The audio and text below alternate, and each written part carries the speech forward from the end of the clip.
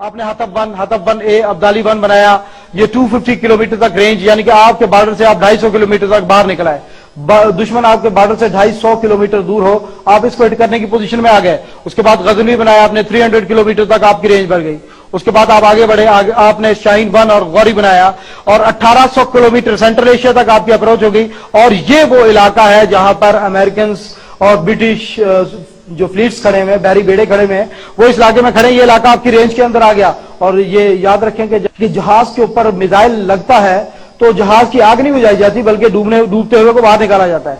उसके नीचे कोई सुतून नहीं होता, सुराख हो गया, नीचे गया। जो अलकायदा वालों ने एक पिश्ती मारी थी यूएस डिस्ट्रॉयर पूल के अंदर, क्या हुआ था यमन के साहिल पर, वो जहाज पानी के अंदर डूब गया था, नीचे की तरफ गया था। और ये समुद्र के अंदर खड़े हुए बहुत कमजोर हालत के अंदर है। अल्लाह ने आपको मजीद तौफीक दी, आप आगे बढ़े। आपने शाहीन 2 और गौरी 3 बनाया, 3500 किलोमीटर आपकी रेंज, जॉर्जिया तक आपके मिसाइलों की रेंज हो गई। अल्लाह ताला ने आपके ऊपर एहसान किया। उसके बाद आप आगे बढ़े और आगे बढ़कर आपने शाहीन 3 बनाया, 4500 किलोमीटर रेंज, आप यूरोप तक पहुंच चुके थे। यूरोप के बहुत से मुल्क आपकी रेंज के अंदर आ गए। रशिया 40% आपकी रेंज के अंदर था, मंगोलिया, चाइना और ये अफ्रीका के बहुत से ममालिक आपकी रेंज के अंदर आए। अल्लाह ने आपको मजीद तौफीक दी, आप आगे बढ़े और आगे बढ़ के आपने फिर 2010 के अंदर टीपू 1 और टीपू 2 7500 किलोमीटर रेंज का इंटरकॉन्टिनेंटल बैलिस्टिक मिसाइल, जो कि एटॉमिक और कन्वेंशनल हथियारों को ले जाने की सलाहियत रखता है। और यूरोप का कोई शहर, कोई गली ऐसी नहीं है जो कि आपके एटमी और रिवायती हथियारों की जद से बाहर हो। अल्लाह ने आपके ऊपर यह एहसान किया, इस जमीन के 2,74,00,000 मुरब्बा किलोमीटर के इलाके को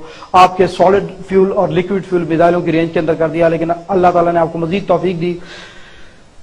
आपने इस दुनिया में एटम बम के बाद सबसे खौफनाक हथियार आबदोज में जो एटॉमिक आबदोज है उसकी रेंज ज्यादा है, लेकिन एटॉमिक आबदोज को सोनार डिटेक्ट कर लेता है कि कहां पर मौजूद है।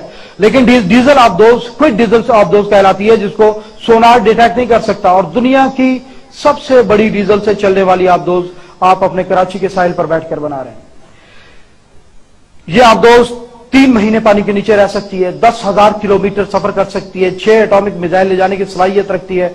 और ये जो missile Babur missile, cruise missile आप बना रहे हैं, समुद्र के नीचे से फायर किया जाने वाला, ये मिसाइल पूरी दुनिया को बढ़ता है हैरत में डाले हुए कि ये जब पानी से निकलता है, पहली बात है इसके आबदोज को कोई डिटेक्ट नहीं कर सकता।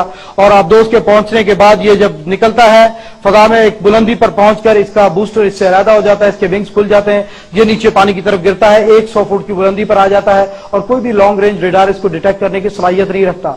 और ये ग्लोबल पोजिशनिंग सिस्टम के तहत चलता हुआ ये आगे बढ़ता है और आगे बढ़कर अपने टारगेट को ट्रैक करता है। अपने टारगेट की तस्वीर इसे दी गई होती है और उस टारगेट के ऊपर हिट करता है। पहाड़ आते हैं, ऊपर उठ जाता है, पहाड़ खत्म होते हैं, नीचे उतर आता है।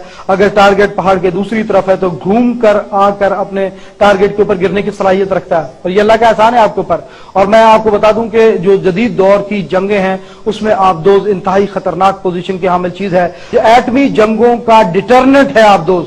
अगर कोई मुल्क सोच ले कि मैं किसी मुल्क को मुकम्मल तौर पर बर्बाद कर दूंगा, मैं पहले एटमी हमला करके उसे खत्म कर दूंगा, लेकिन उसके इल्म में यह हो कि दुश्मन की एक आबदोज जिसके अंदर 6 एटमी मिसाइल हैं हमारे साहिलों के नीचे कहीं बैठी हुई है, वो कभी भी नहीं उसको खत्म कर सकता। उसे पता है ये पानी में से निकल के हम पर अटैक करके हमें भी तबाह बर्बाद करने की सलाहियत रखती। अल्लाह ताला ने आपके ऊपर यह एहसान किया, ये ब्लेसिंग है, आपके ऊपर रहमत है अल्लाह की कि अल्लाह ताला ने ये सारे वसाइल आपको अता किए।